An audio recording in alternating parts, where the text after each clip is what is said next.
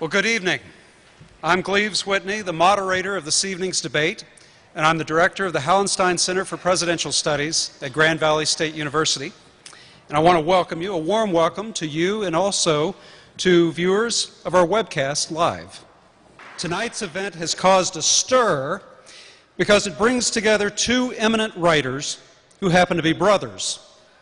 Some people would have you think the only thing Peter and Christopher Hitchens share is DNA. But anybody who has read their work knows they share much more than that. Both are independent thinkers, both are fierce debaters, and both are superb writers who show a profound respect for the English language. Christopher Hitchens, the older of the two, is one of the most controversial voices in Anglo-American journalism.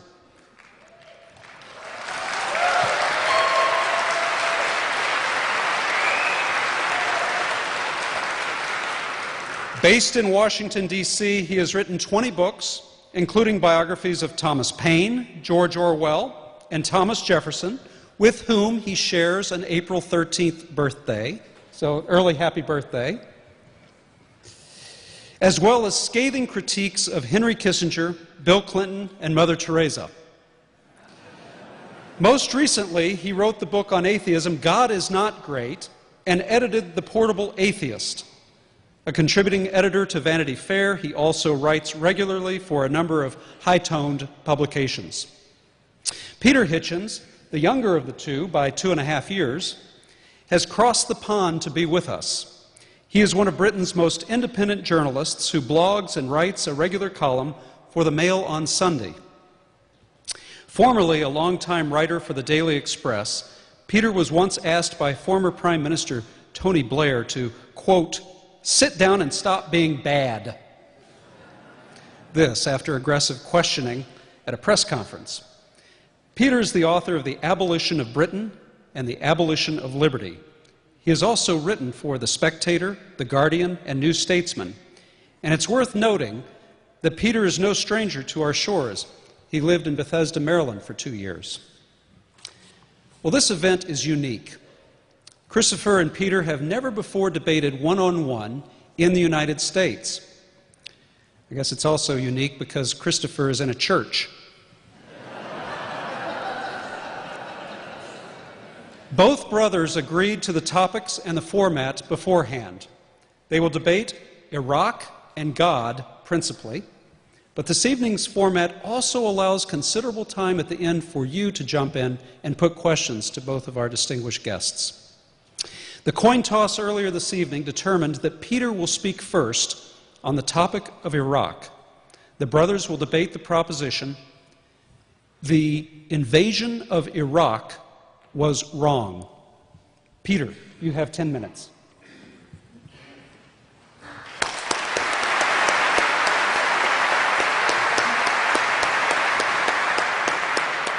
Well, thank you. Can you hear me? Yeah, it's right there. And good evening, or assalamu alaikum, as they say in Detroit. Now, in Britain, as you know, we take the adversarial principle rather further than you do. We don't just have adversarial courtrooms, we have an adversarial parliament and an adversarial press, and we have adversarial families. And I know I'm going to be asked all kinds of foolish questions about whether we got on and what our childhood was like. I would say that it had its ups and downs. My father at one point forced us in a scenario similar to that at Dayton, Ohio, to sign a peace treaty, which I later repudiated by breaking the frame open and tearing it to shreds. And we would spend long summers drenching each other with what was available to hand in those days before the super soaker, which was used washing up liquid bottles. And since then, we've really kept our hands off each other, more or less. Tonight, those of you who are hoping for a session of mud wrestling will, I hope, be disappointed. But I can offer you one small thrill, which is that it seems to me, and it seemed to me the closer I've got to this evening, that I don't ever want to do this again. So there is a very strong chance that this will be the last time we shall ever do this. Turning to the subject under discussion, the war in Iraq. I don't want to make this too easy for myself, because it seems to me that it is actually a fantastically easy position to take. First of all, I'll confess that at the beginning, for some time, my mind was not made up. I considered supporting it, and almost everything in my past made me want to do so. One of the reasons that I didn't was the rank stupidity of much of the propaganda in its favor, and I was particularly struck by an article by Michael Kinsley in which he said that the people who want this war are treating their own arguments with contempt. But one of the reasons that I would have and would have expected myself to support it is that, and this is bound to come up in the first half as well as the second half, the religion that I grew up with in England was not what you might think. The Christianity of England by that time was a pallid, anemic thing. The thing that we were all brought up to believe in was in something called "We won the war." Its saints were the pilots of the Battle of Britain. Its God was Winston Churchill.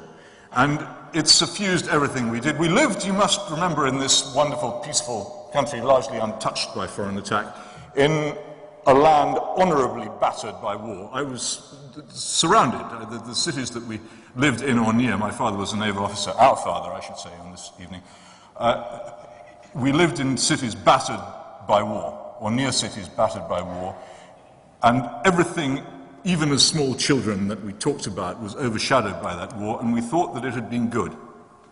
In fact, we were convinced it had been good, and we grew up entirely believing that you could, by launching war, do good things. As time has passed, and as I have traveled to the nastier places of the world, I've become less sure of this.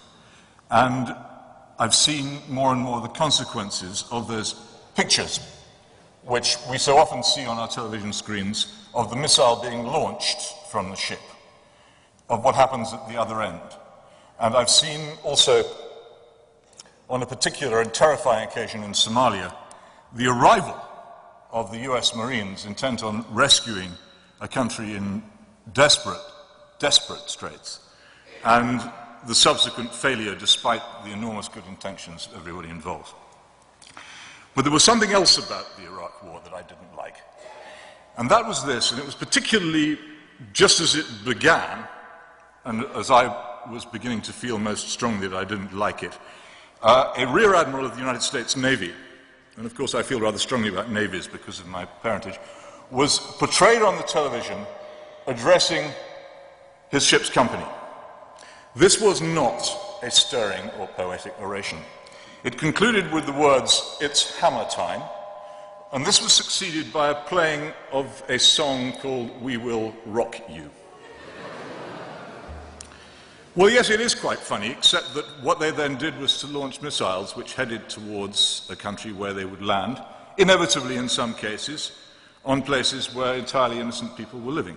I didn't think this was a serious attitude towards war. I was reminded continuously, and I have to say I have a largely conservative audience in Britain, and I said repeatedly that I didn't like this war, and I would get angry emails, phone calls and letters saying that I was unpatriotic and wrong. And I would send back one thing to most of these people, which was Kipling's Recessional. And Admiral Keating's outburst made me think most strongly of that particular passage. We loose wild... I should have written this down, remembered it. I remembered it earlier on. Drunk with sight of power, we loose wild tongues that have not thee in awe, and of the reeking tube an iron shard upon which the heathen rely. And I thought there was an arrogance about this war, and a belief flowing from self-righteousness and misdirected idealism, which was bound to end in disaster. And I thought of my own country at the end of the 19th century embarking on the Boer War and ending, essentially, its imperial power by its overweening folly. And I thought, not merely wrong, but a mistake. And nothing absolutely nothing which has happened since, and I have been to Iraq twice since that war took place, has convinced me in any way that I was wrong. This was an idealist war. It was an idealist war supported by idealists for the best of reasons. And it fulfilled my belief that there is nothing in this world more terrifying than somebody who thinks he is right.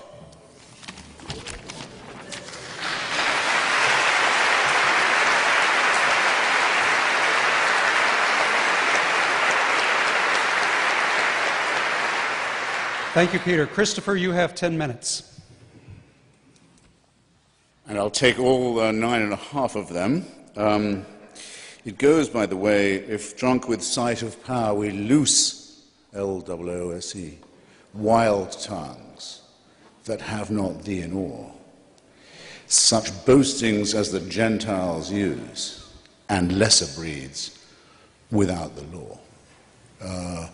It's the whole magnificence of Kipling that is exactly what makes people nervous about quoting him correctly. Because when you get it right, it's unsettling. And lots of things about this are unsettling, and so they should be. And it's my duty, as well as my pleasure, to congratulate Peter on keeping things edgy for this evening. You didn't come here, we hope, for a banal debate, ladies and gentlemen. Now listen, you can't see underneath my shirt the garlic necklace. And you have no idea that I'm fighting my way by Northwest Airlines back from here tomorrow morning to be in New York for the memorial service for William F. Buckley at St. Patrick's Cathedral. In other words, you've got no idea what I've been going through lately, and there's no real reason why you should. But when they said to me this evening, when you come out, do you want to be at the throne or at the pulpit? I did feel slightly discombobulated. And when I said, well, where's the men's room? And they said, it's down there, and there's men's room, and then there's women's room, I understand that bit, and in between, sexton's room. I began to feel more discombobulated still.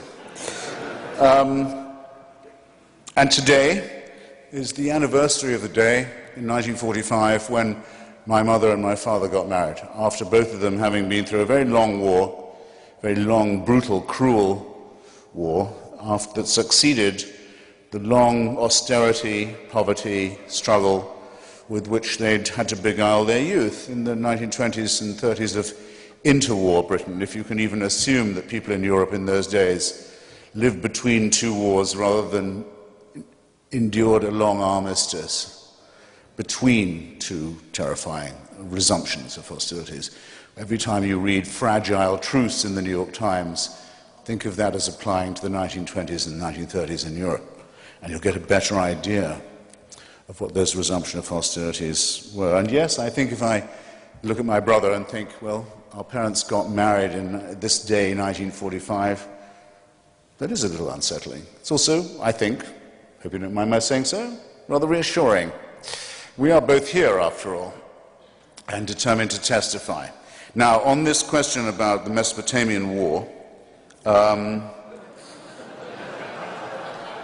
everybody knows why they oppose it, don't they? Everyone's clear on what their reasons are. We were told wrong things. We were given inaccurate information by dubious governments. We were sort of cheated into a feeling that our delegations at the UN had overstated the matter of weapons of mass destruction and terrorism. In fact, when you think about it, you'll find that it's probably even wrong to mention Saddam Hussein in the same breath as weapons of mass destruction or terrorism. I have a couple of tests of my own for whether people know what they're talking about when they're talking about Iraq. Anyone who says that Saddam Hussein was, okay, a bad guy, doesn't know what they're talking about. You hear that said quite a lot. They don't know. They don't know what fascism feels like. They don't know what it's like to see families forced at gunpoint to applaud the torture and execution in public of their family members. They don't know what it's like to see 180,000 members of the Kurdish people, at a minimum, killed by poison gas in the northern provinces of Iraq. They don't know what it's like to see at least that number of Shia Arabs killed in southern Iraq. They don't know what it took, Anglo-American, British-American policy, to put a no-fly zone from 1991 onwards over those two zones to make sure that those two genocides could not be replicated. They don't know what it would be like to be a citizen of Kuwait or Iran, seeing Saddam Hussein's army coming over the horizon, attacking your civilians in that way, abolishing, in one case, the whole existence of a member state of the Arab League and of the the Islamic Conference and of the United Nations, abolishing it, annexing it, making it part of Iraq. They didn't hear the speech from Saddam Hussein saying the only mistake he ever made was that he invaded Kuwait before he'd finished the nuclear weapon. He should have done it the other way round. First get the nuclear weapon at the Tuwaitha reactor, which we found as a result of the Kuwait war when we weren't looking for it. Get the bomb first, then invade Kuwait, then ask them what they're going to do now that I've invaded it. Don't do it, don't get it the wrong way around. We lived at this man's permission for a long time. We lived by his warrant. Only his stupidity allowed us to be as complacent as we were. And in the meantime, fighters in northern and southern Iraq were fighting against a tyrant who we should have been fighting ourselves. The liberation of Iraq, in other words, the decision that we had to move the Iraqi people and the region into a post-Saddam era, will stand, I'm convinced, as one of the greatest decisions of American statecraft, as one of the things that American soldiers, male and female, and politicians who voted for it, those who've defended it, will be proudest of in the future of any decision we've ever made. Despite the ridicule, despite the incompetence, despite the failures, despite the disappointments, let us review what we've done. First, we have removed a keystone state of the Middle East from the control and sole ownership of a psychopathic crime family who owned all of Iraq and treated its people as if they were disposable citizens. I remind you that this keystone state occupies a choke point on the Gulf and an arterial carotid point in the world economy that cannot be left to the control of a fascistic mafia. I remind you further that it exists between the exorbitant Sunni Wahhabi theocracy of Saudi Arabia and the no less exorbitant Shia theocracy of Iran, that it is the keystone that allows us, yes us, we who have the right to do this, we who have the right to insist on oil, we who don't have to be ashamed of mentioning oil in the same breath as democracy, to say, if we can recuperate Iraq, if we can recuperate its oil industry, if we can stop it being the private property of a psychopathic crime family, we can not only help the Iraqis, but we can undercut the monopoly or the duopoly of Shia Iran and Wahhabi Saudi Arabia. Does anyone think this is a matter of indifference? Or is anyone willing to get up and say, you, sir, very good for you. I admire your nerve. I wouldn't mind if you were the only one, as you seem to be. You're indifferent to it. The rest of us here, voters and consumers, all believers in freedom, might possibly want to take the view that it can't be for us a nothing question what happens to Iraq. We'll add, in the remaining time, that we have brought one of the great war criminals of the world to justice and put him and his crime family and his main complicit associates on trial in public in a country where, until recently, very recently, it was death, slow death, very slow death, to possess a cell phone or a satellite dish. That we have undone what UNESCO calls the greatest crime against the human ecology ever committed, the destruction of the marshes of southern Iraq, the oldest wetlands in the Middle East, the smoke and destruction of which could be seen from the space shuttle, so terrible was the environmental decay. That we have proclaimed the autonomy of the Kurdish people, the oldest and largest nation in the world not to have a state of their own, and that where they live in their federalized, democratized provinces in northern Iraq, which were released from Saddam Hussein's control a full 12 years before the liberation of the rest of the country, business flourishes, press flourishes, democracy flourishes, civil society flourishes. The sooner, the earlier the intervention by the British and American forces in Iraq, in other words, the happier, the sooner, the greater, the deeper, the more enduring, and the more useful in the future is the outcome. I'm willing to defend, because I've just seen time, I'm willing to defend and underline and repeat and restate and emphasize everything I have said so far. So all of you who've come here under the pathetic illusions peddled by Hillary Clinton, Harry Reid, and MoveOn.org have all your work still ahead of you. And you thought it was going to be easy, didn't you? Bye now.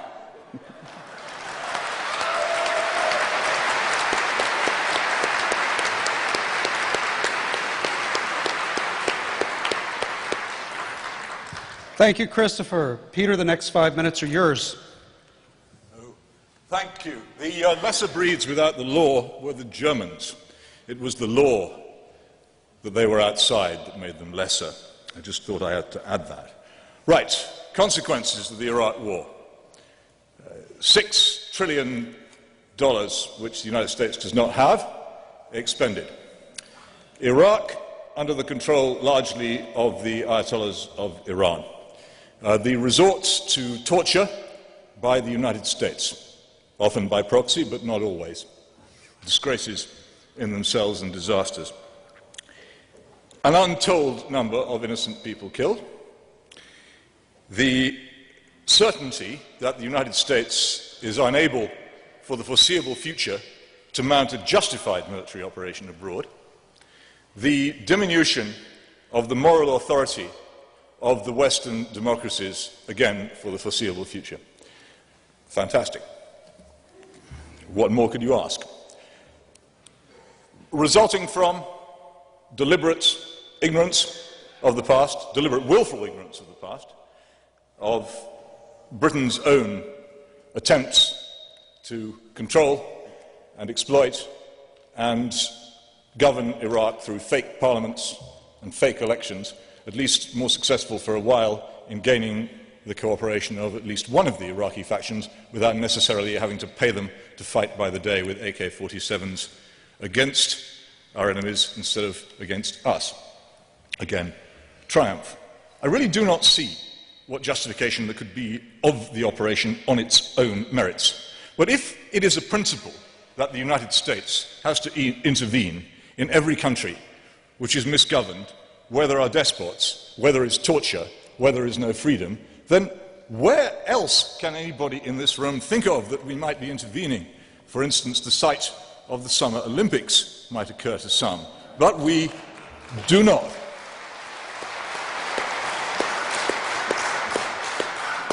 Nor if we're terribly tender about the massacres of Arabs by Arabs, or the citizens of Arab states by other Arab states. Why is it that we accepted as our allies in the first Gulf War the state of Syria, whose then president, Hafez al-Assad, ordered his troops with artillery to surround the town of Hama and shell it until everyone living in it was dead? If our principle is that we only associate with nice foreign regimes and we always attack and devastate nasty ones, where was that principle then? None of it makes sense. None of the objectives turned out to be true. When I was in Iraq for the first time, only a few weeks after the invasion, people crowded round me in Najaf and Kabul saying, and many of them spoke English, they said, "Thanks very much indeed for coming. Now will you please get out?" And that was the nicest thing that anybody said to me all the time I was there. How can anyone stand here and say that this is a success? All I can say is that it must take the most enormous courage and resolution to continue to stick to an obviously losing argument.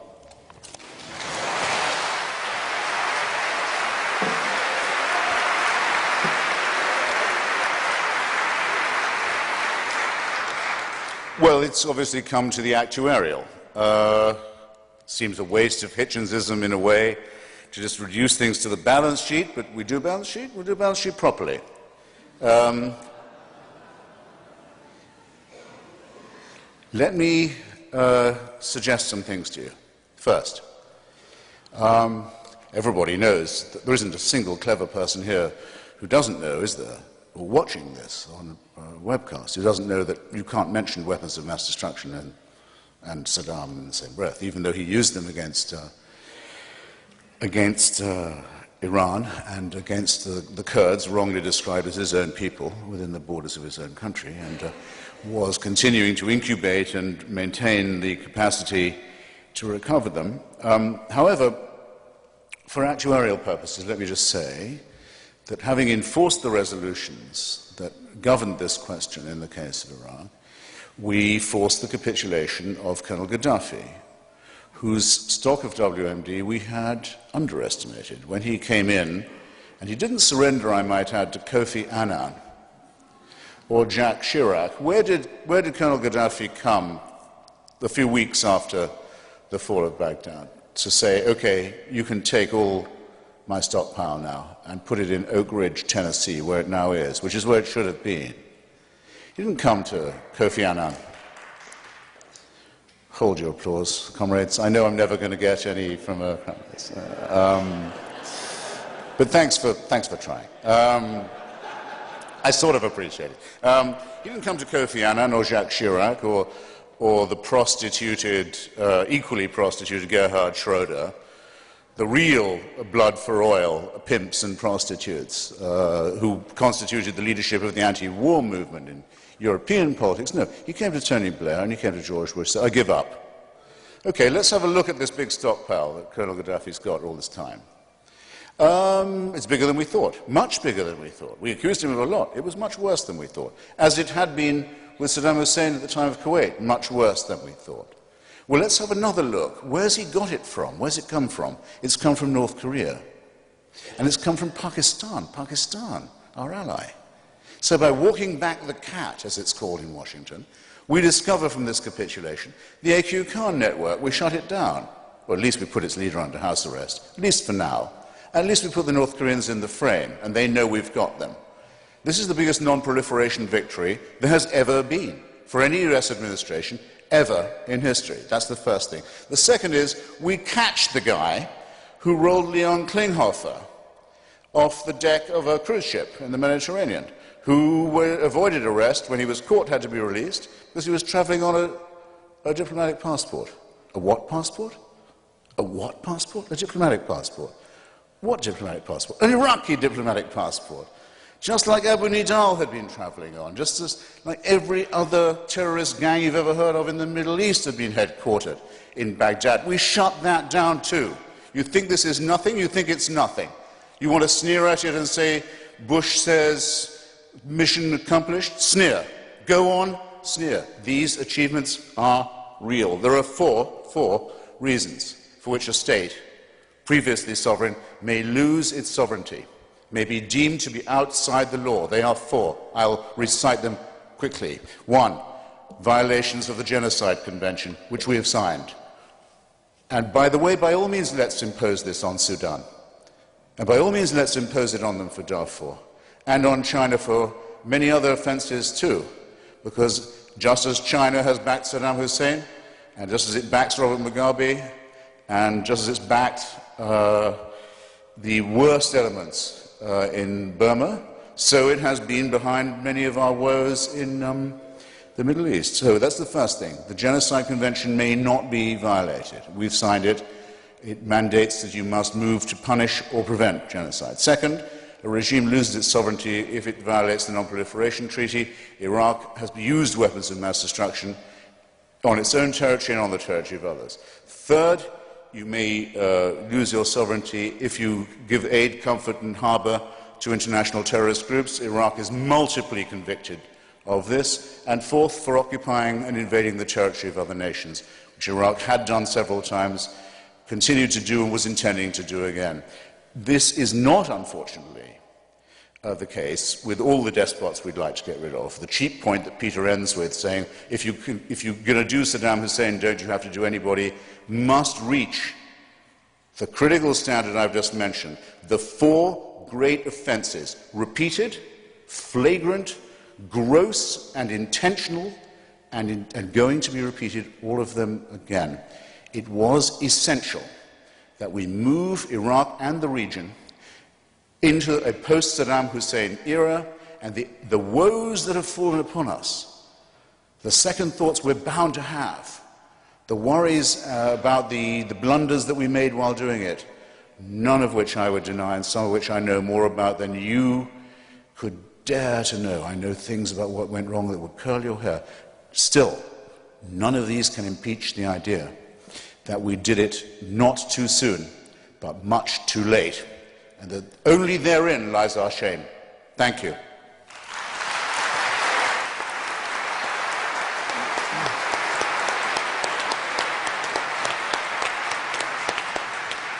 Thank you for spirited debate on our first topic.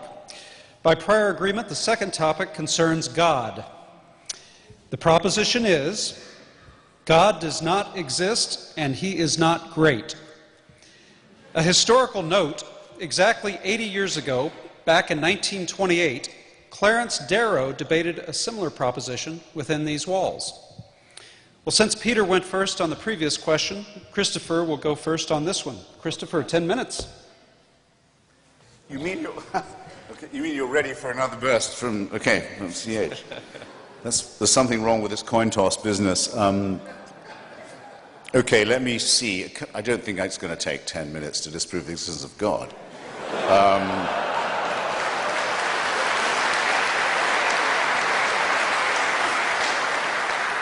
The atheist proposition is the following.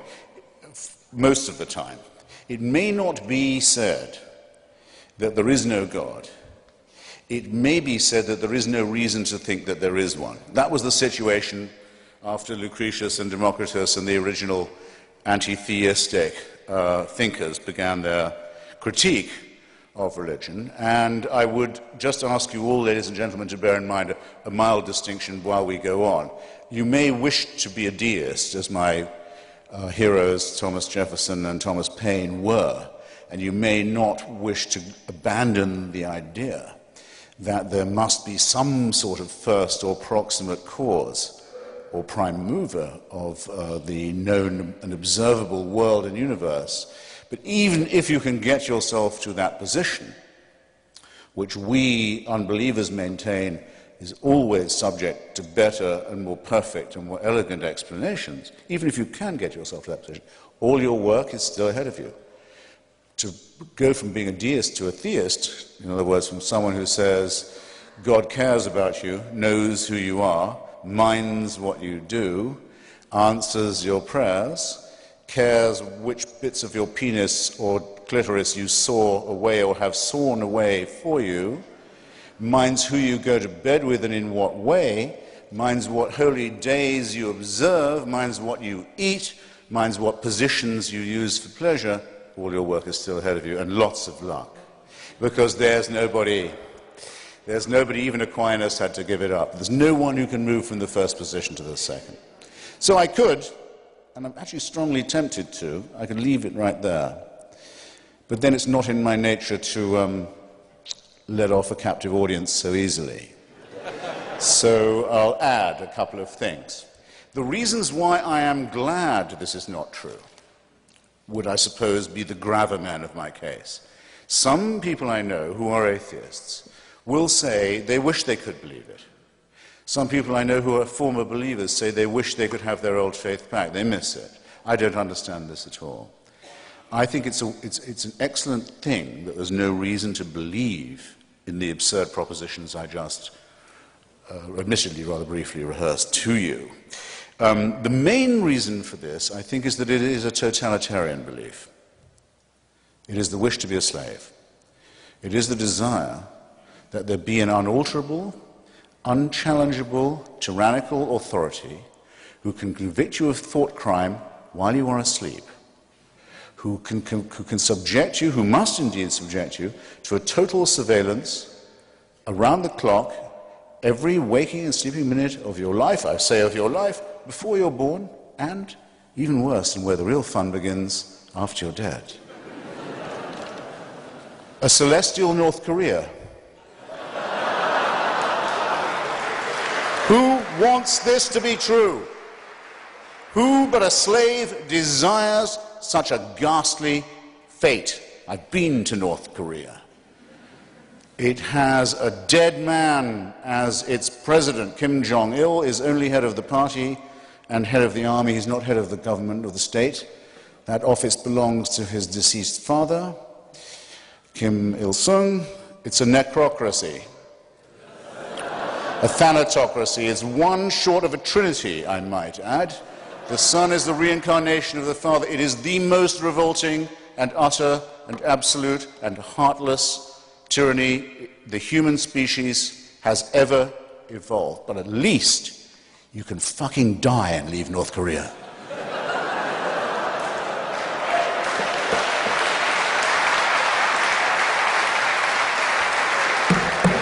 Does the Quran or the Bible offer you that liberty? No.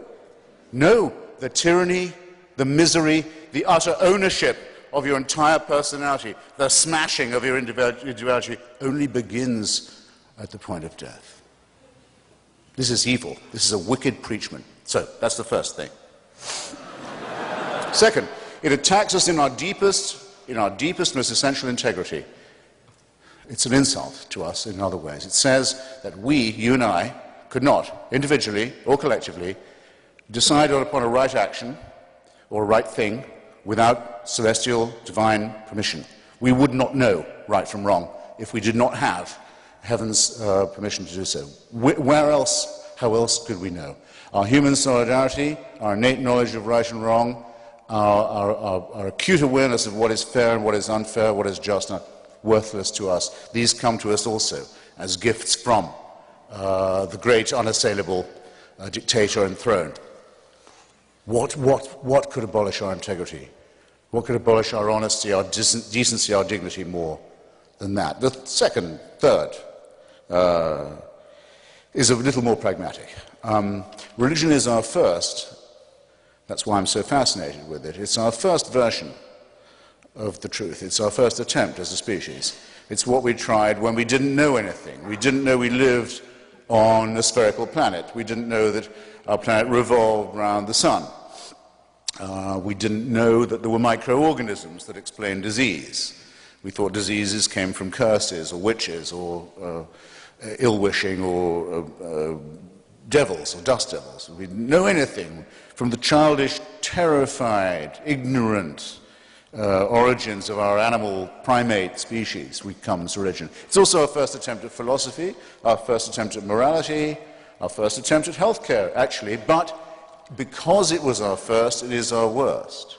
We now have better explanations for all these dreads, and we have cleared up all of these mysteries, yet we still dwell. And in some countries, in some societies, not just dwell, but live under a totalitarian regime that forbids us to think about the progress that has been made or denies us the knowledge that these advances have in fact occurred. So it has become, where once it probably was an aid to our survival, a really great peril to our continued ability to live as a civilized species. Thus, it seems to me that in point of its proposing of a totalitarian solution to what is after all a real problem, to its ghastly reliance upon the supernatural rather than the much more miraculous, much more beautiful, much more elegant, much more numinous, much more harmonious natural explanations. Think how much lovelier Einstein and Darwin are. Think how much more elegant and persuasive they are than the idea of the burning bush, or the demand that without circumcision there can be no redemption. Just picture it, and then I'll give you one final thought experiment. This is what you have to believe now, if you're a monotheist. Because we now know things we didn't used to know. We know that the human species could be as much as 200,000 years ago. It becomes separate from the Cro-Magnons and the rival pre-human species. Could be as little as 100. Richard Dawkins thinks 200,000. Francis Collins, who did the Human Genome Project, who's, by the way, C.S. Lewis kind of Christian, thinks 100,000. All right, I'll take 100. I'll take 100. Here's what you have to believe. For 100,000 years, humans are born as a primate species. Expectation of life, what, 25 years for the first few 100,000 years? First few tens of thousands of years. Infant mortality, rife. Microorganism disease, terrifying. Earthquakes, volcanoes, extraordinary. And fights over land, over territory, over food, over women, over tribalism. Frightening too. For 95, 96,000 years, heaven watches this. With folded arms, with indifference, with coldness. And then around 3,000 to 4,000 years ago, but only in really barbaric, illiterate parts of the Middle East. Not in China or where people can read or think or do science. No, no, no. In barbaric, illiterate, backward parts of the Middle East, it's decided we can't let this go on, we better intervene. And what better way than by human sacrifices and plagues and mass murder? And if that doesn't make them behave morally, we just don't know what does. If there is a single person in this room who can bring themselves to believe anything remotely like that, they convict themselves of being, first, very stupid, and second, very immoral. And thus, it seems to me that the case for divine intervention and for the supernatural falls, and that we should be glad that it's fallen. And thank you.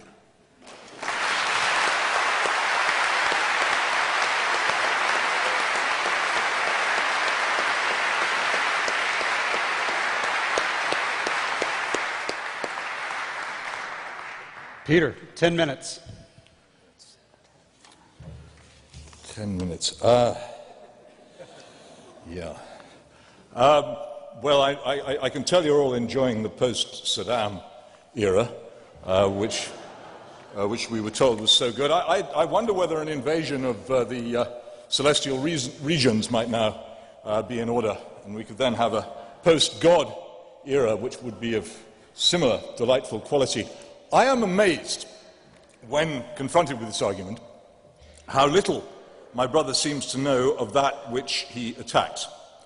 How he prefers to mock and belittle, how he prefers to select from it all those things which I think most educated believers themselves are troubled by, how he imagines that people other than himself do not seem ever to have been troubled by the things which trouble him, and nonetheless have come to the conclusion, despite all, that belief in a God, in my case, God, call him by his first name, that belief in God is nonetheless wise, beneficial, and good, not just for ourselves, but for the universe.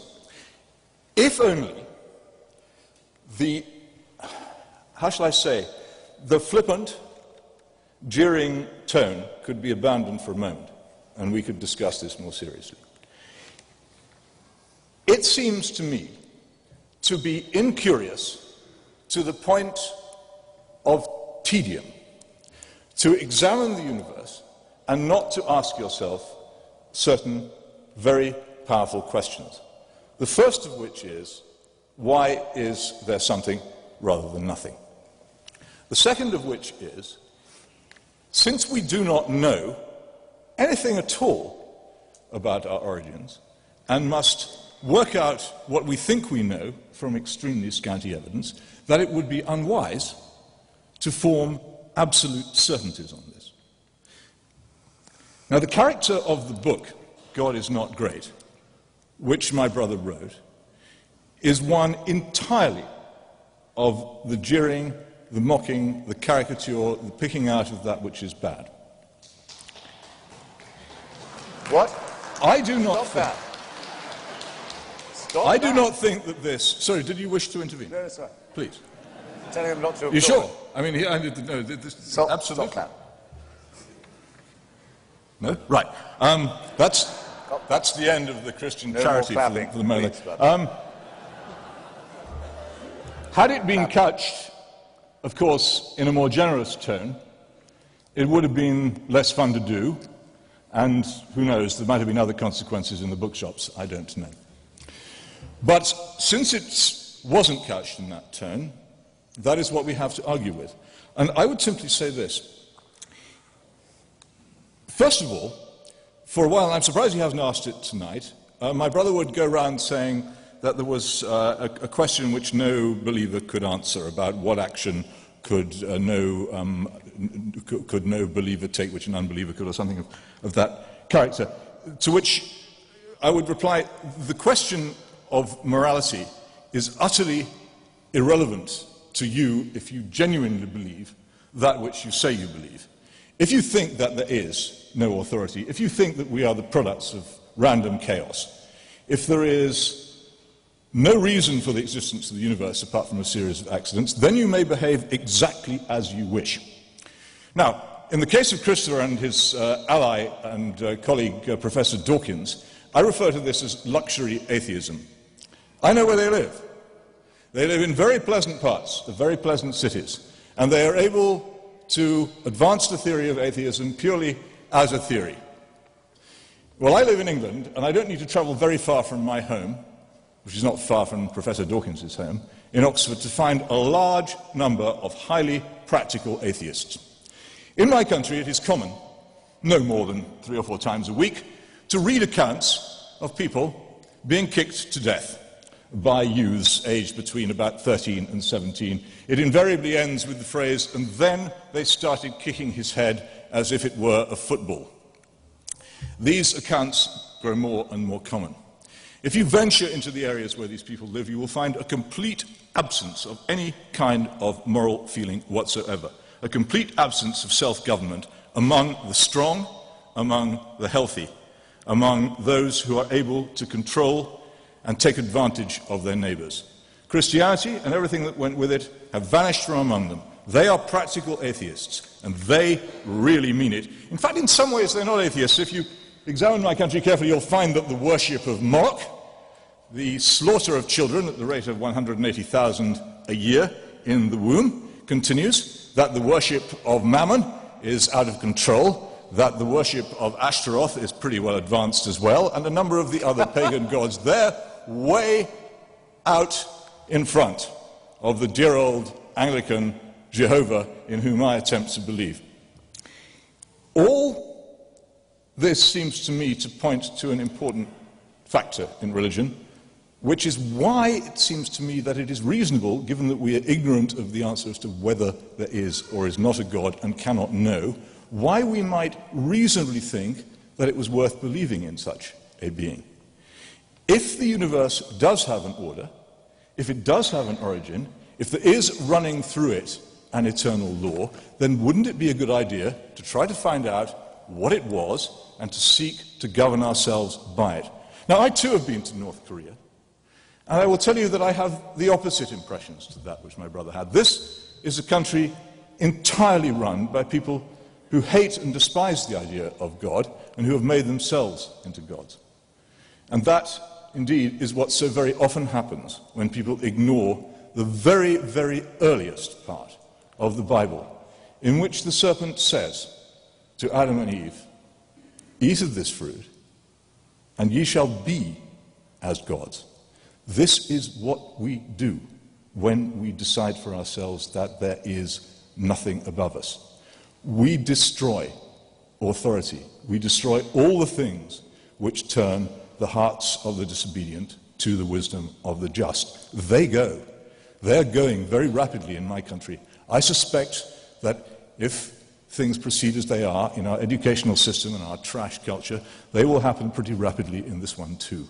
And then you will know what happens when God is truly absent, not because he isn't there, but because the only place he can occupy lies within our hearts.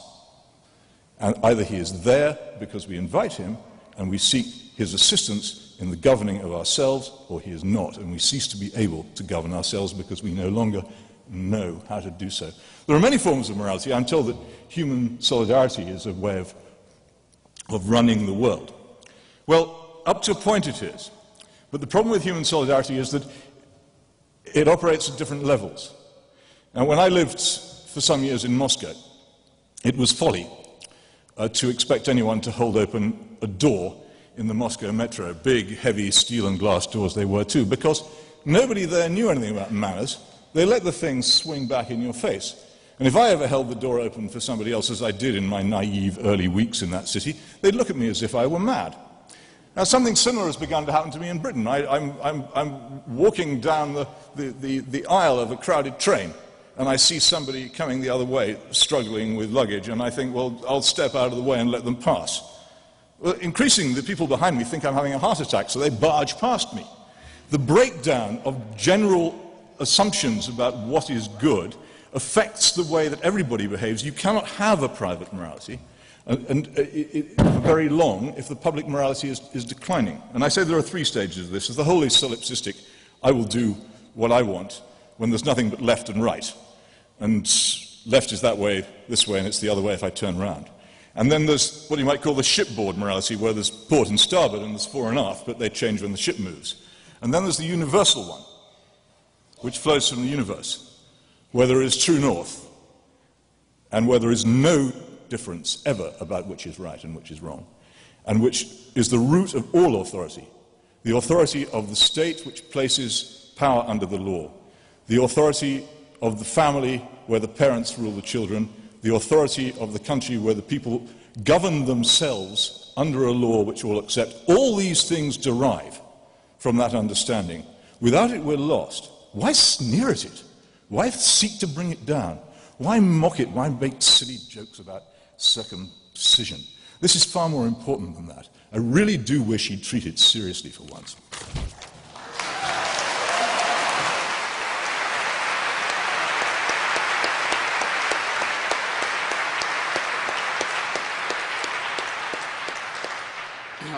Well, I know it's easy to sneer, but still someone has to do it. And if you like, I will stop with the circumcision, which you think is a trivial thing. I mean, have you ever talked to anyone or interviewed anyone who's been subjected to female genital mutilation because of God's will? You wouldn't say it was trivial or a tease if you had, let alone to the number of boy children who die every year because of the covenant, the hideous covenant that's imposed upon them by Mosaic law, which also, I might add, celebrates every year, in all three monotheisms, the decision of a father to put his knife to his son's throat, because that's how much he loves the dictator. Now, I find this wicked, and I won't have my belief called frivolous. And any one of you who's prepared to show how much you love God and appreciate true north by holding a knife to your firstborn's throat to prove your devotion can stand up now or be regarded by my brother as someone who's not morally serious. And now you see the depth to which, now you see the depth into which religion wants to throw you. Now, my book does have a few jeers at religion, because after all, you know, in this vale of tears, let's do that. But it's been reviewed very seriously by many bishops, many rabbis, by the Pope's chaplain in Rome, all of whom have said, as they've said about previous polemics of mine, that I make some points that they haven't yet come up with an answer to. The reason for that is because they can't. It's not in the nature of them to be able to do so. You either believe, ladies and gentlemen, brothers and sisters, comrades and friends, in the idea of vicarious redemption, or you do not. And you either think it's morally serious or you don't. In other words, you can either say, yes, I may have sinned badly, but I can throw my sins on another, and he can take them from me and die for me and suffer for me and take my responsibility away, or you don't think so. I think vicarious redemption is the most immoral idea in current circulation. I could, if I wanted to, if I knew you, or even if I didn't know you, I could offer to take your debt and pay it. It's been done. People will do that for friends, for lovers, even for strangers. I could offer to serve your term in prison, if the law allowed it. Say, I don't think you can do it, probably I can, I'll serve your term, I'll do that for you. But to say, I'll take your sins away, you never committed them.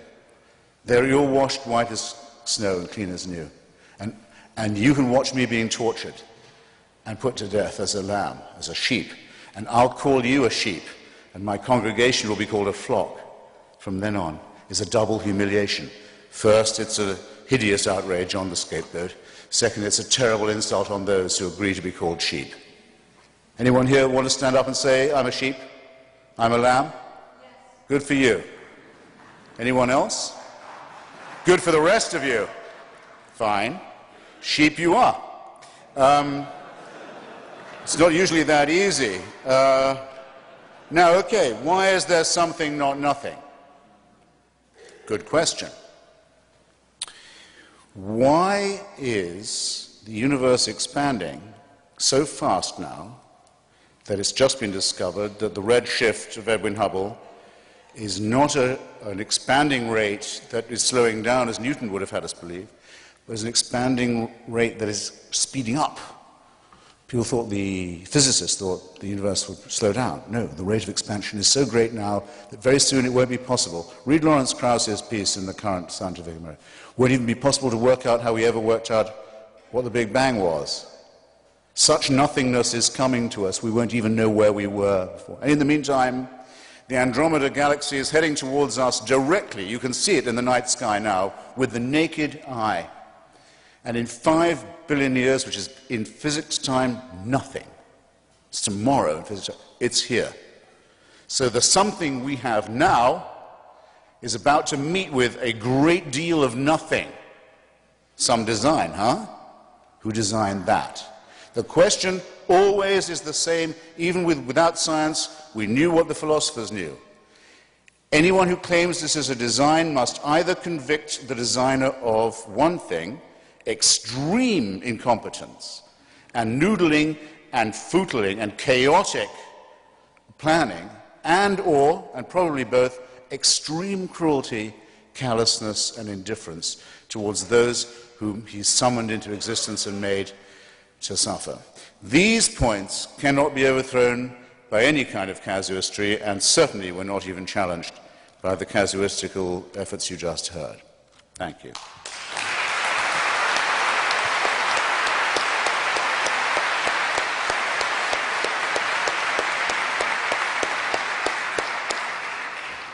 Peter, 5 minutes. Unless I hope. The knife at the throat was not used. And that is the point of the story. Why else is it told?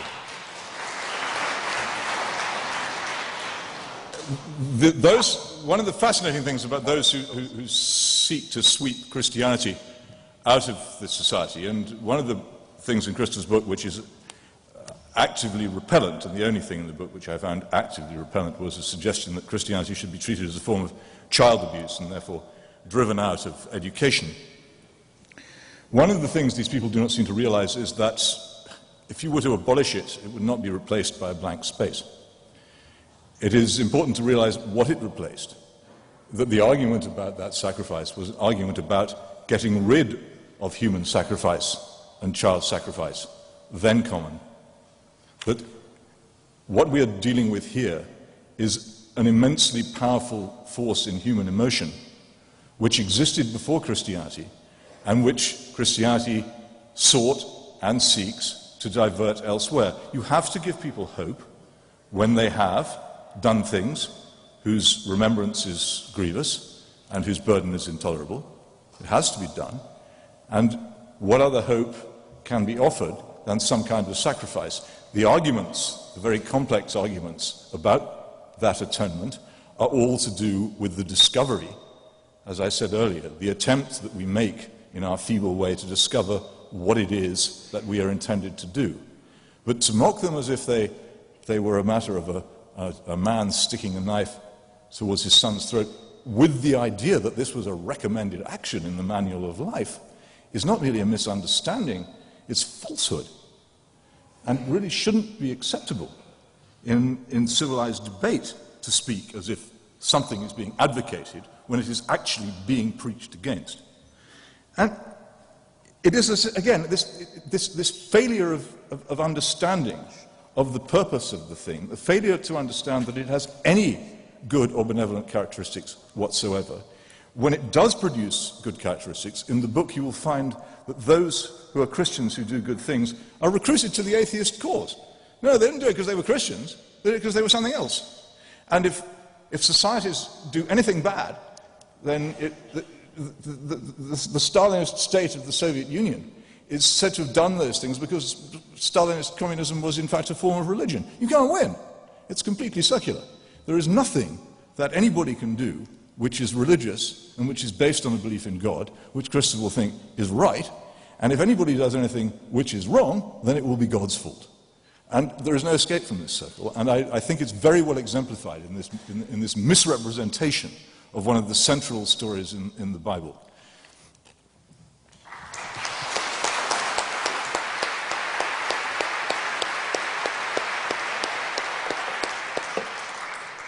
Well, my fellow sheep-like Americans, is it not the case that in the matter of the Eid, the Muslim sacrifice, or in the matter of the Abrahamic sacrifice of Isaac, that the first test the father must pass is to show his God that he's at least willing to do it, that his submission can be taken for granted even to this extent? Is there anyone here who does not think that that is the grandeur of the story, as well as what I would describe as the horrible sadomasochistic submission? Only then, only when he's shown, yes, I will do it, that's how much I love Big Brother, only then is he released from the obligation. This is the torturing. This is even worse than the book of Job. It's even worse than the toying by the dictator of the fate and emotions of one of his effortlessly made creatures. Anyone who loves this loves to be a slave. Now, on the point of morality, my brother has written very well in England and indeed elsewhere about the awful nihilism and relativism that has poisoned so much of our social and national and collective life. I have more agreement with him on this than perhaps he understands, but to say that this is to be equated with atheism is simply to misunderstand what nihilism and relativism mean. And that's very...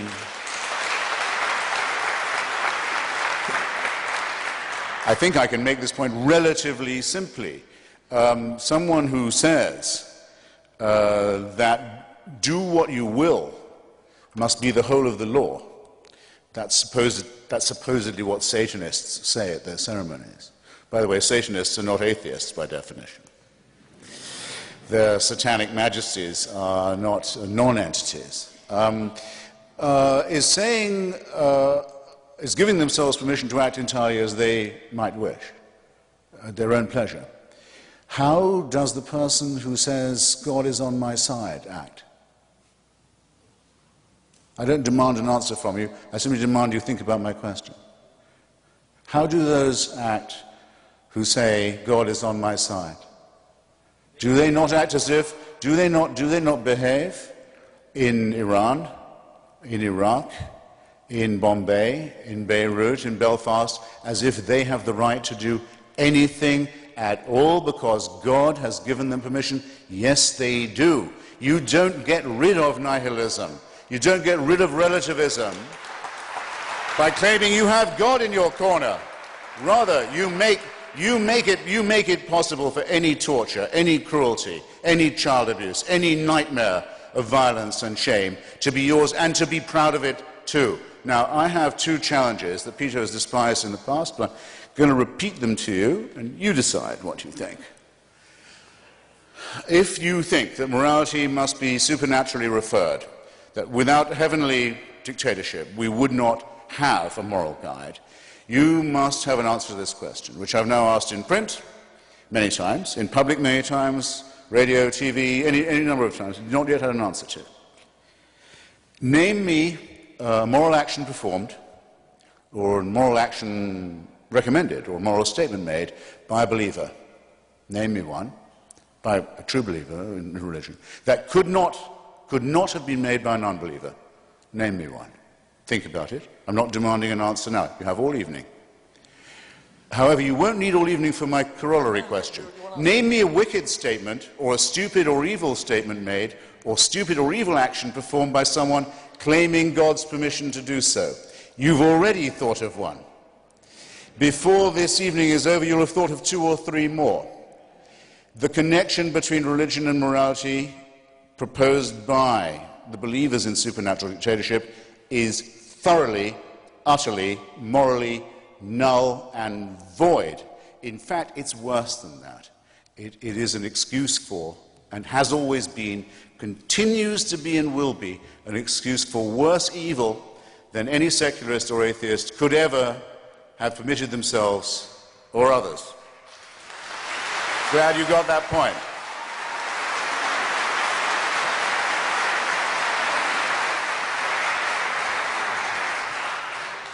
Peter.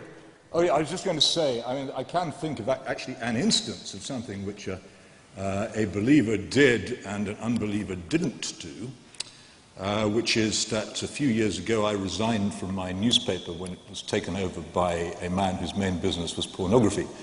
And I was surprised the other week to see a copy of another sister newspaper owned by that same man being adorned by a column written by my brother.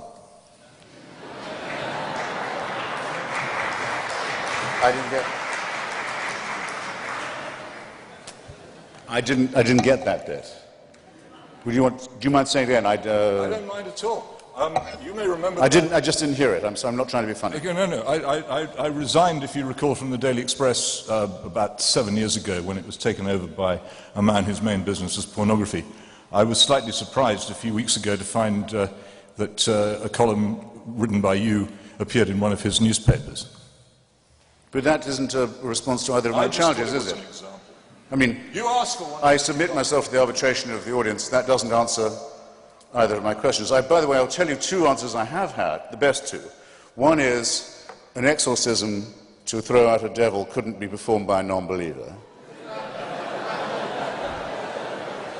A better try than the one Peter's just come up with, but a bit of a tautology. And the second, that I got only yesterday from a very thoughtful writer of a letter from, I think, Georgia, Atlanta, Georgia, is could John Donne, one of my favorite poets, along with George Herbert, a religious poet, have written those songs and sermons if he had not been a believer? The answer to that, which has kept me awake longer than any of the other ones, is that I don't know.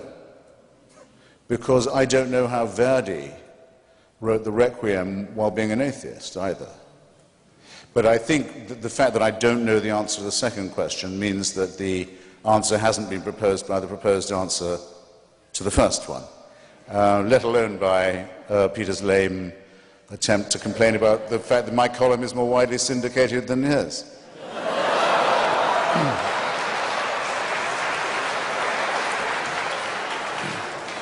Peter, did you want to respond? Sorry, more widely and promiscuously syndicated than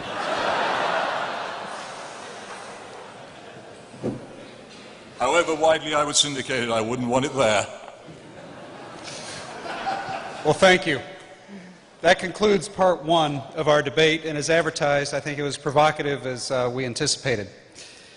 Part 2 gives you, the audience, the chance to put questions to the brothers.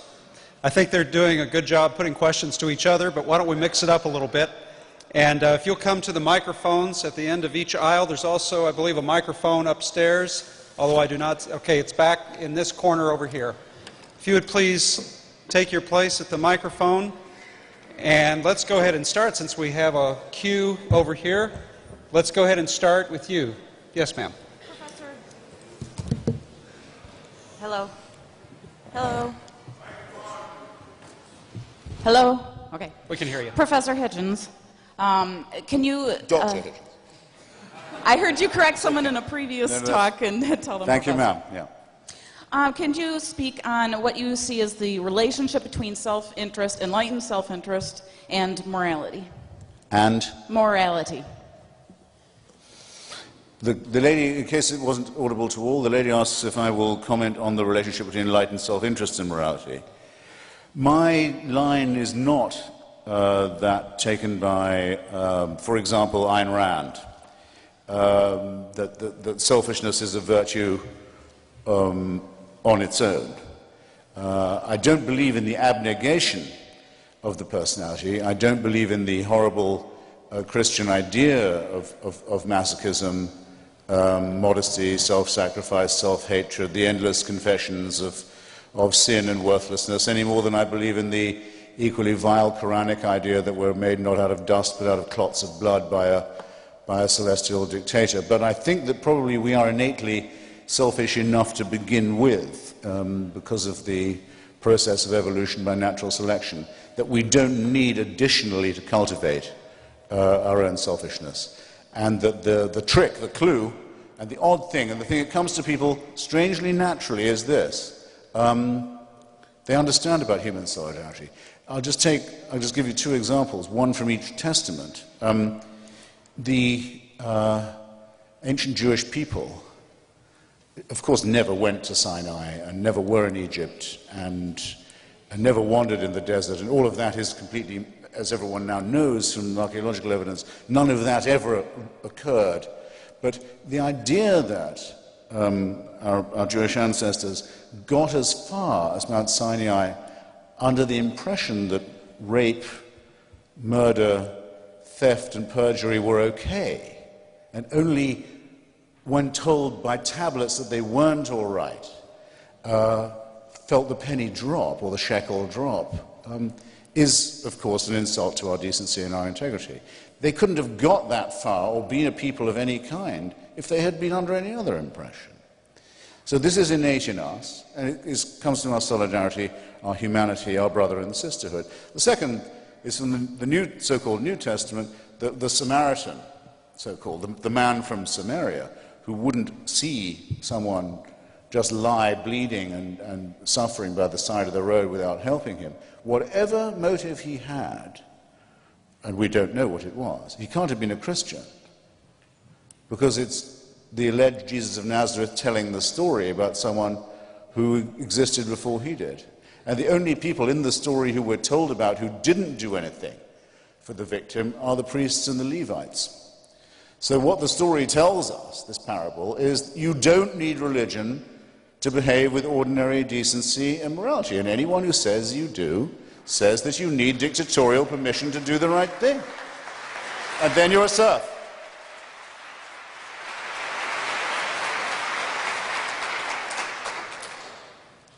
It's in my interest that people don't suffer. I don't want someone bleeding to death from AIDS on my doorstep. Not just for their sake, for mine I don't want that. Oscar Wilde in The Soul of Man Under Socialism puts it very beautifully. He says socialism would free us from the awful necessity of living for others. George Bernard Shaw, when he ran for office in London, said there should be no more houses built for the working classes without baths. And it was objected to him by the Tories and the Conservatives. They said, why give them baths? The poor are so ignorant and stupid, they won't even know how to use them. They'll keep coal in them. They don't deserve baths. You're wasting your compassion on them. He said, I don't want them to have a bath for their sake. I want them to have a bath for my sake. That's the right mix of self-interest and morality. And it works, too. It works. It works. Whereas religious exhortation and telling people, telling children that if they don't do the right thing, they'll go to terrifying punishments or unbelievable rewards, that's making a living out of lying to children. That's what the priesthood do.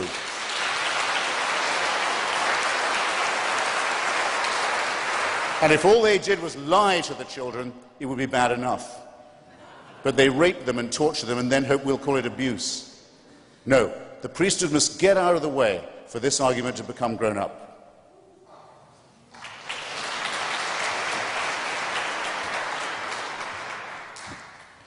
So 2 brief points. The fact that you know something is wrong does not necessarily mean that you don't then do it, as I think most of us are aware. And secondly, it's all very well saying that people who are unbelievers know what is right, but how do they know it's right?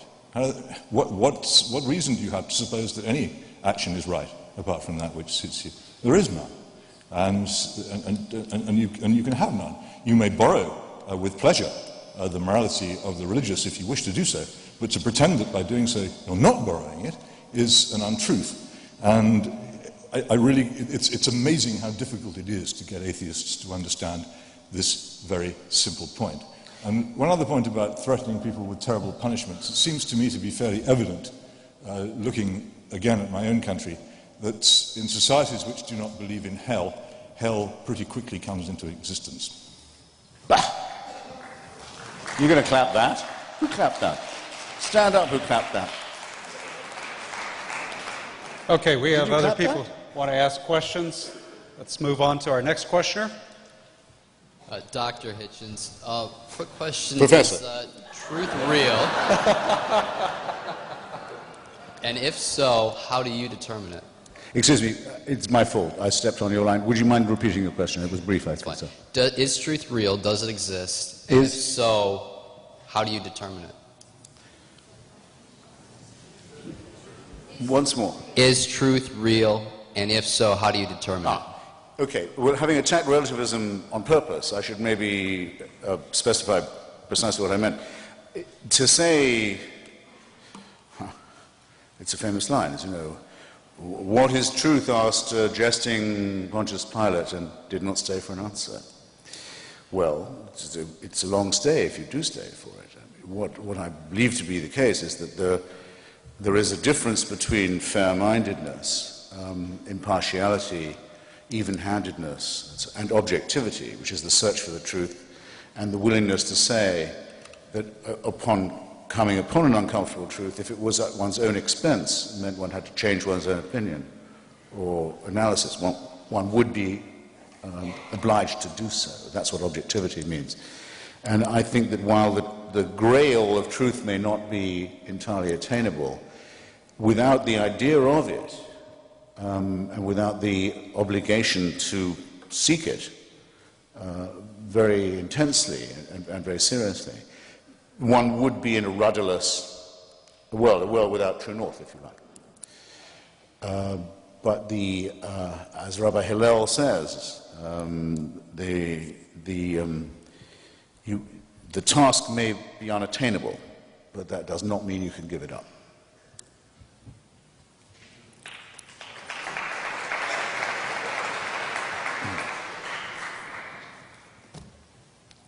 Rabbi Hillel, by the way, who is the author of the Golden Rule, which the Christians so often claim to be their own. Wrongly, falsely, lyingly, and doubly falsely, actually, because the obligation to love others as yourself is an unattainable one. And it's sinister for that reason, because it's demanded of you that you do the impossible. Thus you'll always be falling short, thus you'll always be in sin, thus you'll always be guilty, thus you'll always have to confess, thus you'll always be in the claws of the priests. That's the trick, as it's said by Fulk Greville, you're created sick and commanded to be well. This is a sadomasochistic relationship with the dictator. You can't be right. You'll always be wrong. The law is such as you can't keep it. Whereas the relatively sane injunction of the Babylonian rabbi, at least, is what is repulsive to another. Sorry, what is repulsive to you, you should not do to another. That's a decent rule. But no one had better stand up and tell me that I need a God to tell me that. Peter, did you want to respond? No, I love it. Okay, we have a question up in the balcony. Yes, this is a question for Professor Hitchens again. Doctor. Doctor, fair enough. On your website and in your books, Build Up That Wall, you mention eliminating taxation, freedom of taxation for churches And I was wondering what your thoughts were as to how that might, if we were to someday do something like that, how that might affect the separation of church and state that we enjoy right now. Well, it seems to me a violation of the Establishment Clause of the First Amendment that any religious institution can receive any payment from the United States government. I would regard being tax-exempt or tax-free as a disguised form of subsidy, as I regard the so-called faith-based initiative to be a surreptitious violation of the same. Yeah.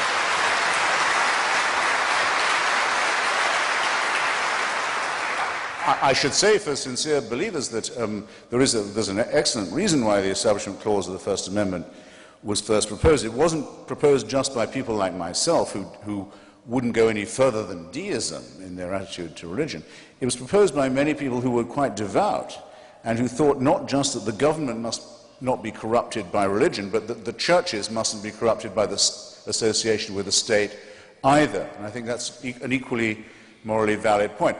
James Madison, the co-author of the Virginia Statute on Religious Freedom and of the First Amendment and the other things that bodyguard our wonderful Republican secular constitution, didn't think there should be chaplains to open Congress, didn't even think there should be chaplains in the armed forces. If people want to pray in the army, they can. No one can stop them, but we're not going to pay for someone to pray over them. These are very tough questions, but it must be understood that these were part of the very urgent views of the framers and the founding fathers, and it's our responsibility to be discussing this very seriously now at a time when Hillary Clinton has joined some reactionary evangelical organization, John McCain, to try and bolster her faith-based connections. John McCain, a lifelong Episcopalian, has this year, I wonder why, said he's a Baptist. And Barack Obama, Senator Obama, has been caught in some big-mouthed, sinister, windbag, rock and roll horror show church on the South Side. Religion is poisoning our election and our democratic republic, and it's time that we set enough.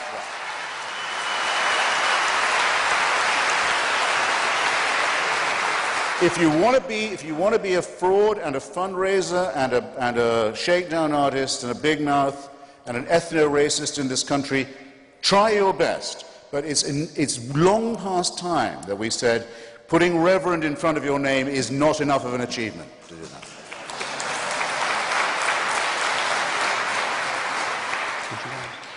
We sort of agreed 200 or so years ago that we in Britain would not intervene in United States politics, and I feel I should uphold this tradition. But there is one small point here. There's a tremendous air of challenge and bravery and hurling himself into a storm of rage and oppression in all this stuff. And I have to say I do not find the Christian churches, either in this country and especially not in my own particularly terrifying force to combat, or one which is capable of crushing a dissenter. However, I would challenge him, for instance, to wage any kind of campaign of dissent against the dreadful tyranny of, for instance, the theory of man-made global warming, against which it is almost death to speak if you wish to be in any kind of public life in either this country or mine. But I don't think he will, because that requires a little bit more in the way of, how should I say? No, I won't say it. Well, as a matter of fact, do it? You won't. No, since I've warned you before about this clapping business. Since that's a challenge, I hope you won't mind if I speak again. It's not really my turn, but I have just written a piece for Free Inquiry, secular atheist magazine, a contributor to a regular column, to, saying that it disturbs me to see how much the green movement is taking on the lineaments of a religion. That the human species has an original sin, in other words, existing, making smoke, other things that upset the air, that it will be punished for this, that an Armageddon or an apocalypse is on its way, that if all don't understand this, that there could be terrible punishments, and that there's only one true way out of it. No, I've already written that I don't like the tone of this at all. Just in case. Good, cautious, You don't have to read. You don't have to read everything I write. You don't, but you guys, you do. And next time we talk, I will expect you to have read everything I wrote. Okay, our next question. Before I attempt to challenge Mr. Christopher Hitchens with a question, Professor Christopher Hitchens. Thank you. I should say that I've taught a number of your books here at Grand Valley State University. My students revere them, and so do I. Thank you. You've been a very eloquent critic of empire throughout your career, and as a young man, I admired you a great deal for it. Are you prepared to admit now that the United States adventure in Iraq is also an adventure in imperial activity? Well, you asked this audience what a Yes. person who acts as if God is on their side acts like, and I would suggest to you that that person acts much like the candidate you supported in 2004, George W. Bush, in particular as regards the adventure in Iraq. yes, yes. No, I quite understand your point, and my response would be the following. And I hope you're ready for it. And those who, I'll do my best. And those who did that clapping thing that they still haven't, is this. Everything the United States has done in Iraq has been imperial, since 1968, at least, when the Central Intelligence Agency claims that it helped install the Saddam Hussein wing of the Ba'ath Party. Follow me here. Not just the Ba'ath Party, bad enough, a fascist party with some Stalinist inflections, but the Saddam Hussein wing of it in power in Baghdad. That's how the CIA claimed to have acted in 1968. The United States was still an empire in 1974 when Henry Kissinger promised the Iraqi Kurds American support in their fight against Saddam Hussein with the backing of the Shah of Iran and Israel, and didn't tell them that he was about to sell them out when Saddam Hussein and the Shah of Iran were going to make a handshake over their dead bodies. That was just as imperial. It was, the United States was an empire when Jimmy Carter gave a green light to Saddam Hussein to invade Iran in 1980, and told them that with American intelligence supplied by satellite through Saudi Arabia, that they would achieve a swift victory over the Iranians and probably recover the Arabic-speaking territories of Khuzestan, of Persia, for Iraqi control. That war, we reckon, I've been to the cemeteries in Iran and in Baghdad of that war, probably not less than 1.5 million casualties. I haven't factored in all the casualties. All of these were imperial. In other words, if the United States is either imperial or it isn't, if it is, it's just as imperial not to intervene in Iraq and to leave the status quo the way it is, as it is to intervene. In 2003, for the first time I know about, the United States intervened in Iraq on the right side. And I'm proud of having advocated that policy. Okay? I knew I wouldn't get any applause. But I just want you to know that's what I think is the distinction. No, hold, please, that's the distinction. Now, there was, not to intervene would have been just as imperialist, and that was the attitude that Kissinger, Scowcroft, Bush Sr., Pat Buchanan, and the other elements of the conservative and imperialist right did advocate, because these are the Saudi lobby who are the core of imperialism in my hometown of Washington. They said, no, leave Saddam Hussein as the buffer state. We like things the way they are. Don't you tell me that's a non-interventionist policy, okay? And don't tell yourself that, because you're letting yourself and your MoveOn.org friends off much too lightly, okay? Voila.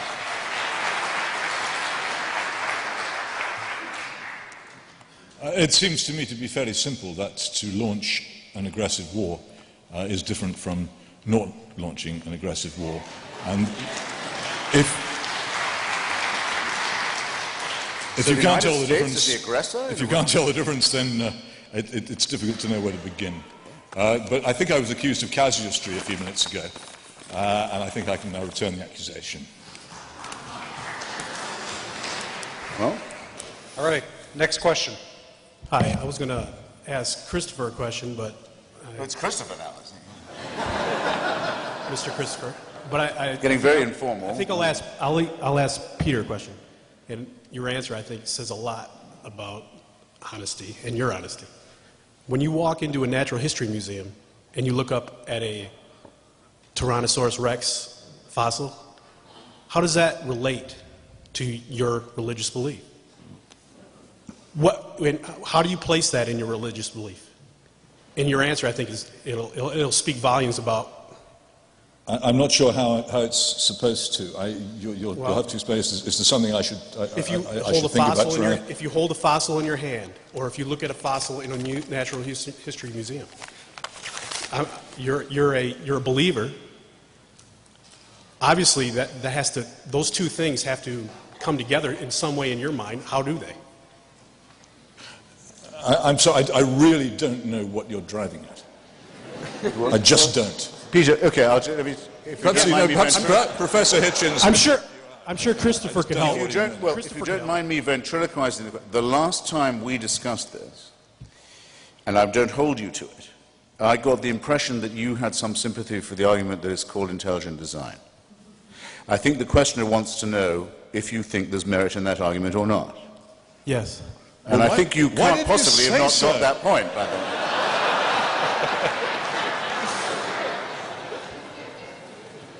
Well, go ahead.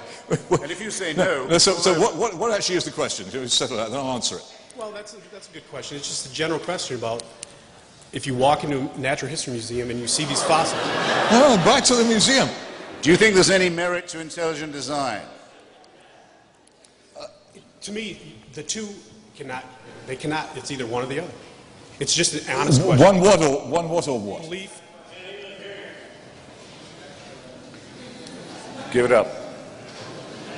Give it up. Are we at an impasse? Forget it. Sorry? Well, I don't believe in the young Earth. So You don't? Then how can you have a... I thought it was a question. What if the question was, do you think intelligent design is an argument with merit? So pretend that was the question. So, sorry, it's these microphones. Actually, I'd like to know what you think. Do you think that intelligent design is an argument, a case that has merit? Yes, I think it's an interesting skeptical current. And I think that it deserves to be discussed fairly. It's interesting in my country, you can go into almost any bookshop and the shelves are groaning with the works of Richard Dawkins, denouncing the terrible people who think that just maybe possibly the theory of evolution may have some faults. You cannot find, try as you may, a single book which can give you any idea of what it is that Professor Dawkins is attacking. It's not allowed. No publisher will publish it. No bookshop will stock it. It seems to me it's an interesting thing to be discussed. I have no idea how the realm of nature took its present shape, nor has he, nor has you. Nor have you. Nobody has. We don't know. It's something which is open to discussion. As a skeptical current, it's interesting, and I think it's one of the other things which is fascinating is the way in which what I might call the Darwinist lobby exults currently over the recent court case in which it managed to suppress any teaching of the existence of the theory of intelligent design. Now, the case which the Darwinists used to exult over, quite rightly, was the Scopes case, so ably misrepresented in the film Inherit the Wind, in which it was the boneheaded, literal, Bible literalist creationists who were attempting to suppress the teaching of Darwinism. And the evolutionists quite rightly defeated that in court and exulted over it. Now they're exulting over the suppression of what somebody else wants to say. That seems to me to be a strange transformation and a very telling one. And it is the intolerance and rage of the Darwinists against any expression of skepticism, however cautious, scientifically based and well qualified, which actually makes me wonder whether the ID people may not have a point. Well, I mean, I think there is a ghost of a point there, but it's only this ghost. It's the following. That evolution occurred is conclusively verified by the record of molecular biology and of fossil record. There has never been an article in any peer-reviewed journal, and there never will be, to say to the contrary. However, that's only to say that it did occur. How it occurred is not something that's completely consensual, and the Darwinian theory of natural selection is only so far the least contested of those explanations. And Stephen Jay Gould, for example, of whom I was something of a friend and a great admirer, and Richard Dawkins, who's also a friend of mine, had a tremendous disagreement, still do, posthumous in the case of now, about punctuated evolution, about the steps by which this occurred. But that it occurred is not to be doubted. And thus the idea that there can be equal time for the opposite theory in a science class is as false as to say, well, children, the chemistry period is over, now after the break we'll be doing our alchemy class. Or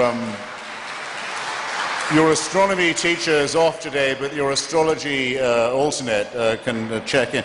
Nonsense. And when President Bush says we should teach the argument, I'm with him, if he's sincere, because everything I know about the Darwin argument comes from two great set-piece debates, one in Oxford in the late Victorian epoch between Bishop Wilberforce and Thomas Huxley, the inventor of the term agnostic, about Darwinism, and the second in Tennessee in the 1920s, even more famous. But if the president wants that, and he wants his faith-based initiative, then every church that gets a subsidy or a grant must also teach Darwinism. Equal time. Is that what the president wants? I am sure I know the answer to that. Thank you. You're a fine American, question. Christopher. Come up here. We need the microphone upstairs, please. Try it again, sir. Please do.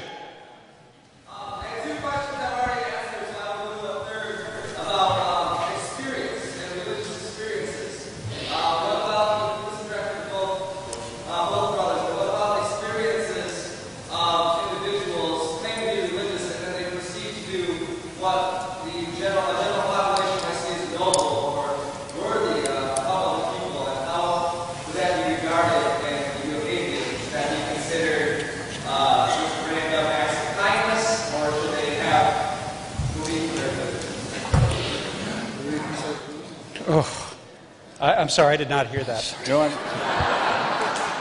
well, that was audible to everybody, wasn't it? You first. I really couldn't hear it. I'm sorry. Okay, well, I'll tell you. He said, what about subjective experience? If someone says, I had a religious experience and I went on to do a noble action, shouldn't we credit that to religion? Would that be a fair précis of your question, sir? He says yes. I have an answer, but I'm sure you do too.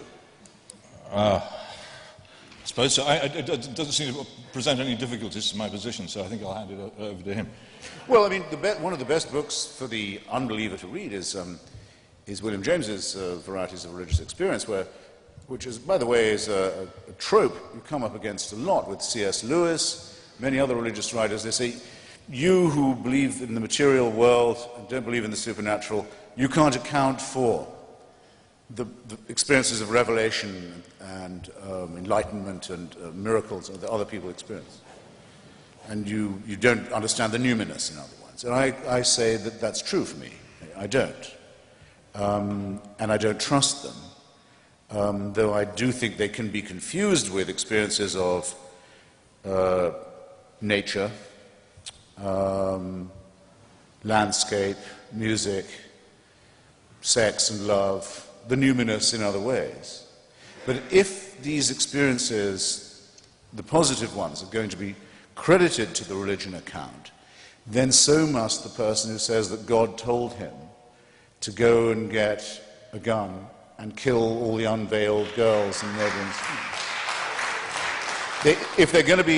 If all these things are going to be charged, they've all got to be charged. And that would leave us exactly where the argument from design leaves us, and all the others leave, where we started. Ça va?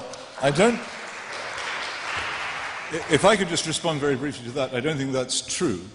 I think a lot of time is wasted in this argument by atheists blaming Christians for all the horrors and oppressions that have taken place in history, and Christians returning, oh no, it was only done by atheists. It's quite plain that human beings are always capable of enormous wickedness.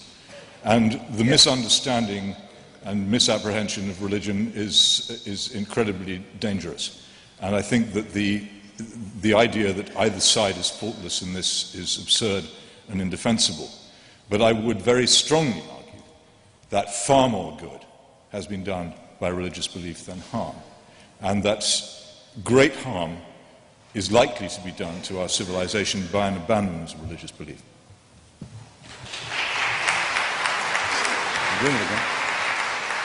Sir, our next question. Hi.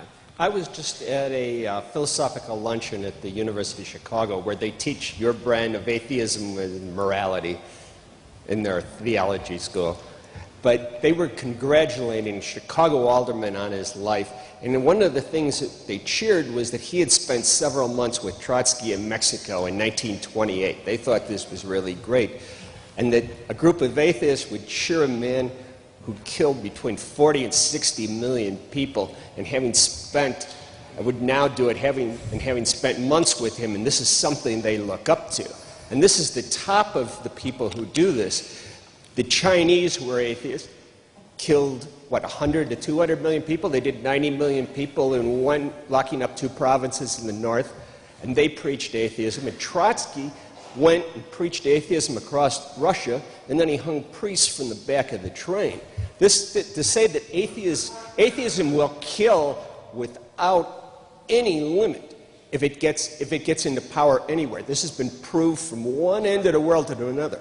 After Ethiopia, this is your thing. Atheism will kill. There is no defense. Sir, we need a, excuse me, sir, we need a question, please. No, he's got made a perfectly good question. How can you defend atheism? I mean, how can there be, you say that atheism won't kill? I mean, if you bring atheism back in a government, it will kill as many people. No, the question of, by the way, I thought it was a perfectly well-phrased question. To be an atheist doesn't guarantee you against being a sadist or a nihilist or a fascist or a Stalinist or a Maoist, though it's slightly unlikely I think you'd be a fascist or a National Socialist, but it's I would say, a necessary condition for enlightenment, not a sufficient one.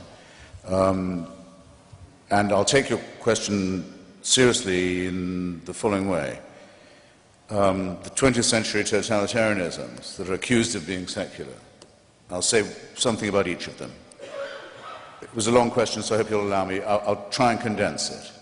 To start with the original 20th century totalitarian ideology, which originally called itself fascism. If in any account you read of fascism, historical account you read, from its origins in Italy, through Spain, Portugal, Croatia, Hungary, Slovakia, etc. If you take out the word fascist and put Catholic right wing, it's the same story. There's no difference. And if you add parties in political alliance with the Vatican, it's the same. All of them. Fascism is another word for the Christian Catholic right wing. In Slovakia, the actual head of the fascist dictatorship was a priest, Father Tiso. In almost every case, the regime was in holy orders and or with the direct alliance with the Pope himself. That's a simple matter. Anyone can check it out. I'm not going to assert it now. I would just say fact-checking, and I would be as one on this point. Now, that's not completely true with National Socialism.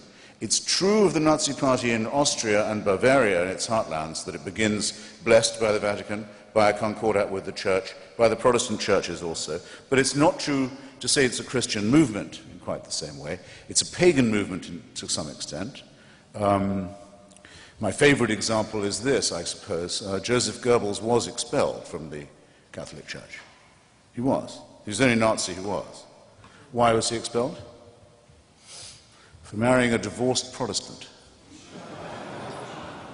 Magda Goebbels. You see, the Church does have its standards.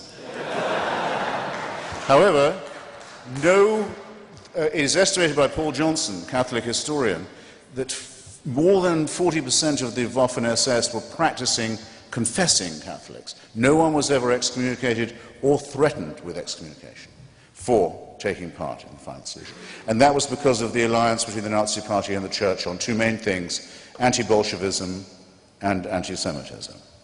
Again, I'm condensing a bit. Now, it brings me to the Stalinists. Okay, you're Joseph Stalin. You've taken over Russia. You've been educated in a seminary in Georgia, by the way. Up till 1917, for hundreds of years, hundreds of millions of Russians have been told that the head of the state is a god, that the Tsar is above power, ordinary secular power, that he's the head of the Russian Orthodox Church as well as the... You shouldn't be in the dictatorship business if you can't take advantage of a deep well of credulity and servility like that. It's your golden opportunity. What does he do? Heresy trials. Heresy trials, witch hunts, miraculous discoveries such as Lysenko's biology, the worship of the leader from whom all blessings flow. As I described North Korea, the most religious state I've ever seen. Mutatis mutandis, this would apply also to Mao's China, with the same background of superstition and servility. Now, for there to be a fair test about this, you'd have to do the following. And no one I've ever debated with has even tried it, so you be the first.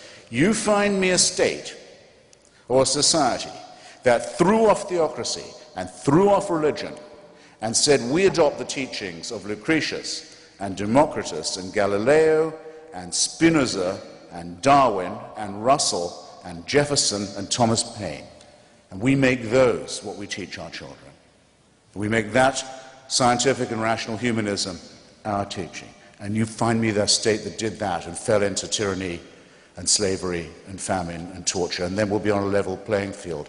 As it is, all you've done is show that the idea of worship and the idea of credulity and the idea of servility and slavery to religion is a bad idea in the first place. But none of the czars and none of the Chinese kings,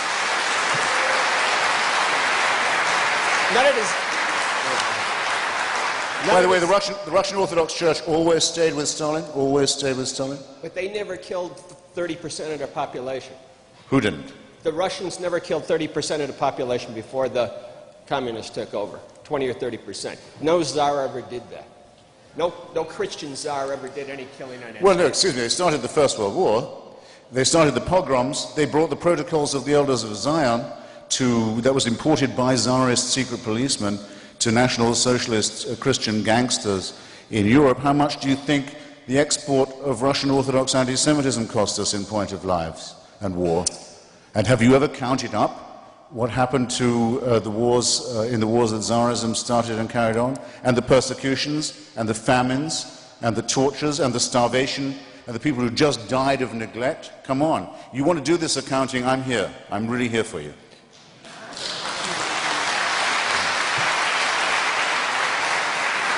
Or what the Serbian Orthodox and the Russian Orthodox have just done in the Balkans.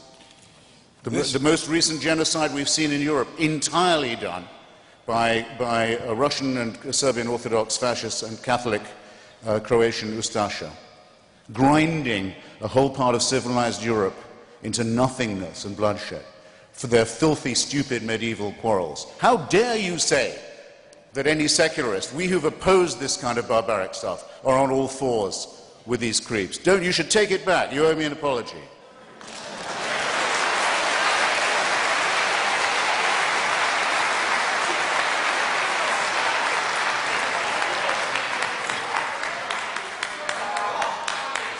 You lose, Boychik. You lose, Boychik.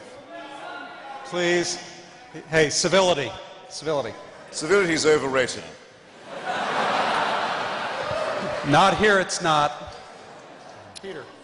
Right.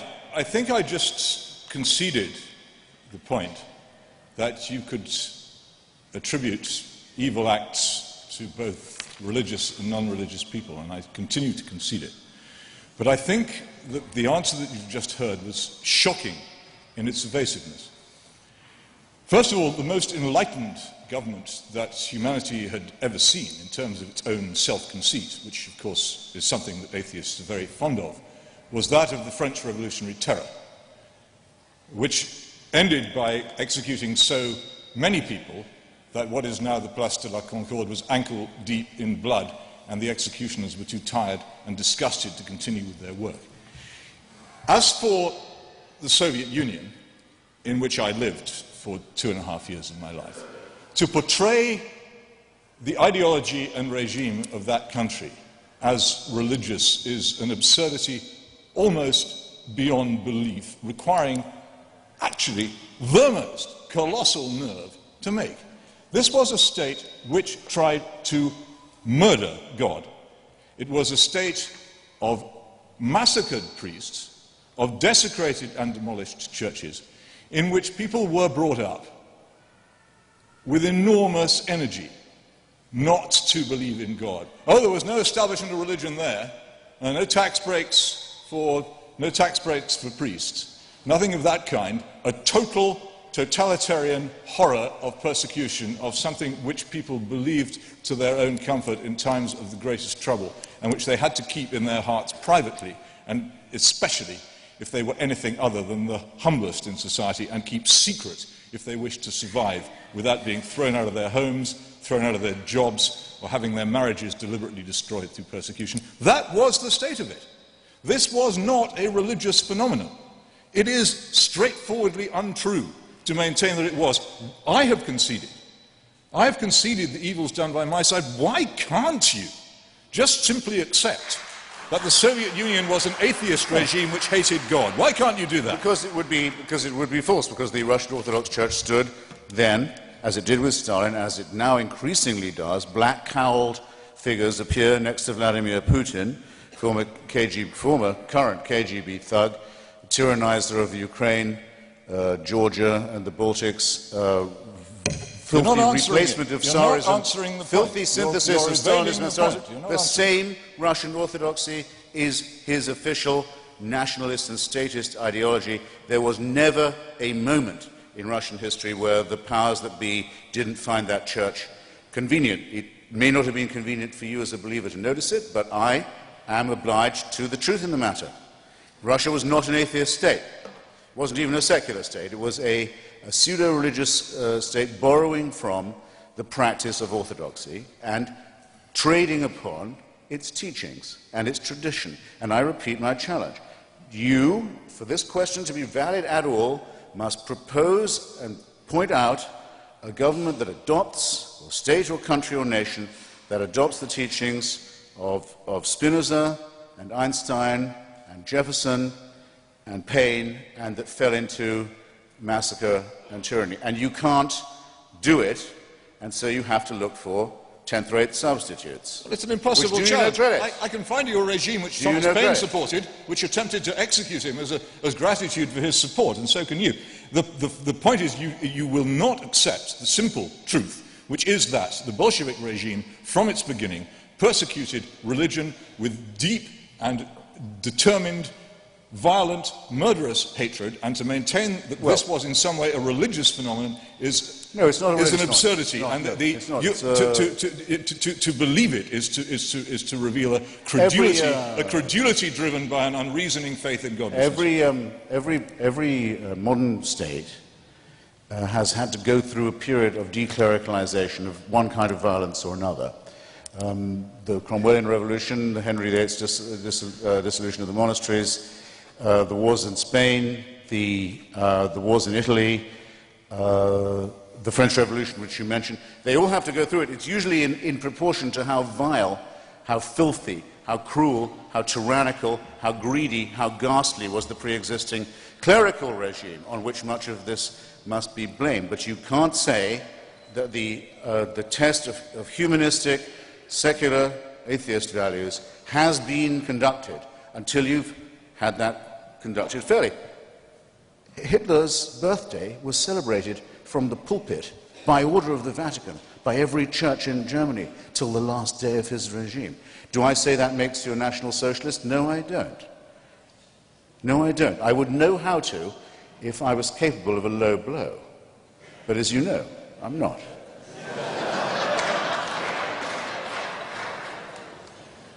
Peter, any last response? No, it's obviously futile.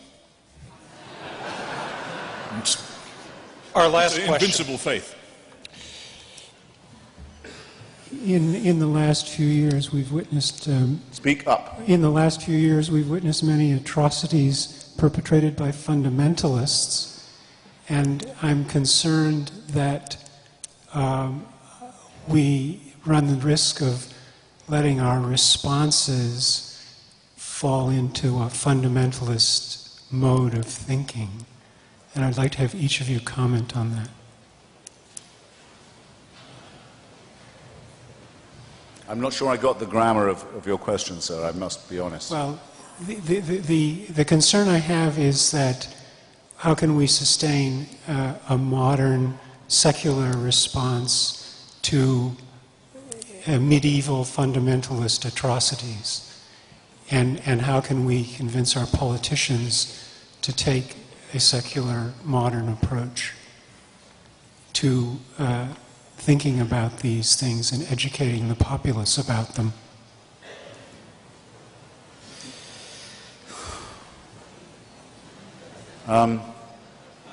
There's something slightly faint about the question, I have to say.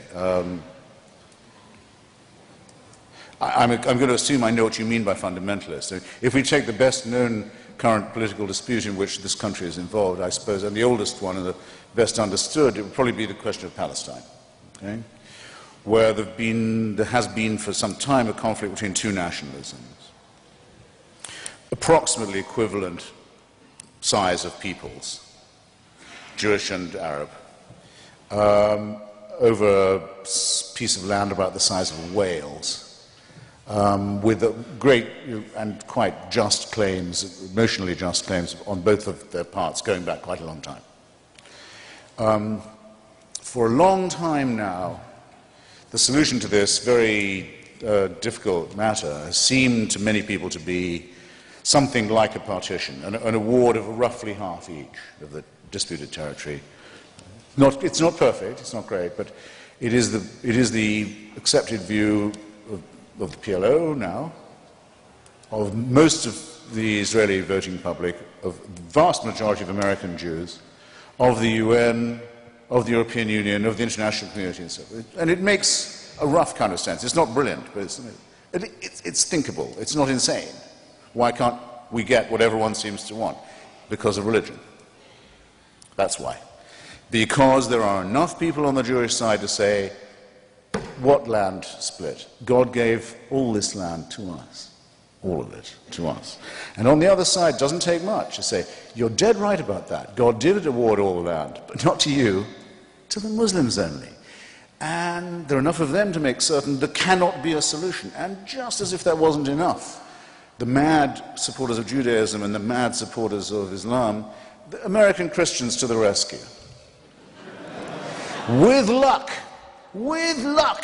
if the Jews can be supported long enough, as our rope supports the hanging man, they can bring on the Battle of Armageddon, the thing we all secretly yearn for, as all religions do.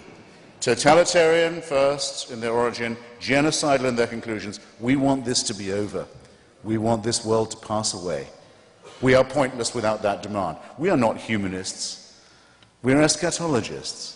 And hey, what could be more wonderful? The Jews will bring it on, and those who aren't converted in time to Christianity will be turned to ash, as will everybody else. So what could be more heavenly than that? So now you see why religion poisons everything. These congregations and their religions and the filthy texts on which they base themselves earnestly desire that everything we call civilization, and everyone in this room, be destroyed. They want it, they relish it, they work for it while you're asleep, as well as while you're awake. Coexistence with this kind of thing is as impossible as coexistence with fascism or Stalinism. The sooner we wake up to it, the better our chances of survival will be. Thank you, Christopher.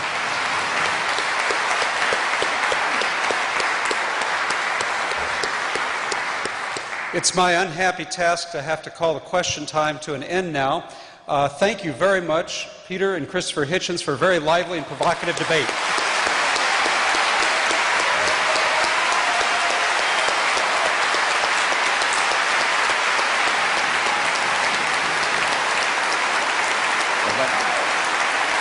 I told them not to clap. Thank you. All yours.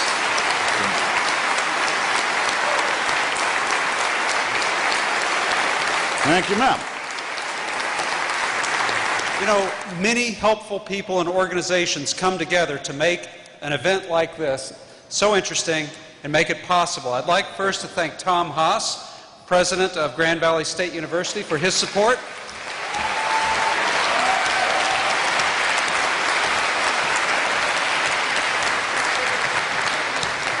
Also, a wonderful partner that we've discovered, Jeff Siever and the Center for Inquiry.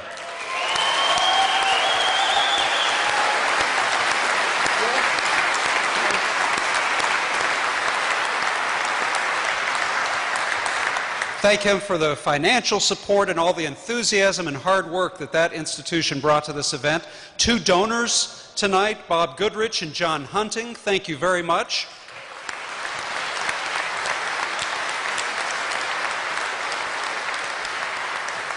And wow, what a venue. Heather Beretta and her colleagues at Fountain Street Church for providing such great services here.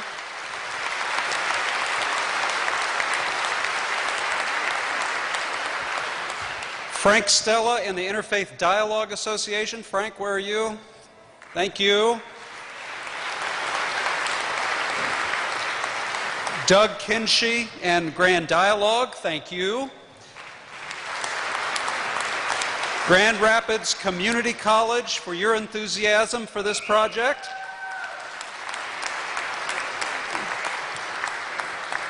And most of all, the founding benefactor of our Presidential Studies Center, Ralph Hauenstein, who just celebrated his 96th birthday. Thank you, Ralph.